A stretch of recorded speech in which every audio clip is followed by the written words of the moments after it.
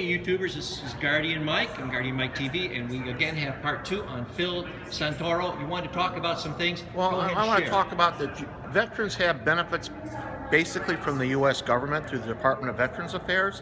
But in addition to that, each state has decided they want to treat their residents of those states special.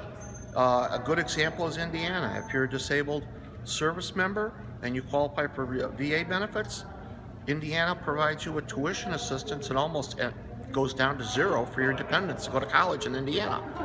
Michigan's got the Veterans Trust Fund to help veterans out when they're in times of need, like layoff or major accidents, and they don't have enough money in their account. They can apply to the Michigan Veterans Trust Fund for additional money. Who do I apply to, or who do I ask to about the Veterans Trust Fund? The Veterans Trust Fund, again, I encourage everybody to go to their county veteran service officers. You go to your service organization service officers, and what's really nice under the current administration in Michigan, they reorganized the Michigan Department of Military Affairs, and they now have what's called field representatives.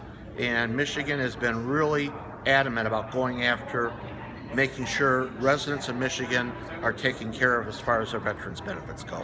Anybody in the Michigan Guardianship Association as guardians might want to know that too, and are very encouraging. Yes. Can a guardian help a veteran get their Correct. benefits? You channel them through either the Michigan Department of Veterans Affairs or the County Veterans Affairs Associations, or through the different service organizations like the VFW, American Legion, AMVET, Vietnam Veterans of America, and there's about 10 or 20 more that I could rattle off for you. As I wrap this up, I'd like to go back to Indiana to make sure I understand. Indiana, if you're a resident of Indiana, just to illustrate what a state can do in a partnership program with the Veterans Administration, in Indiana, both the veteran and the dependent can get free education.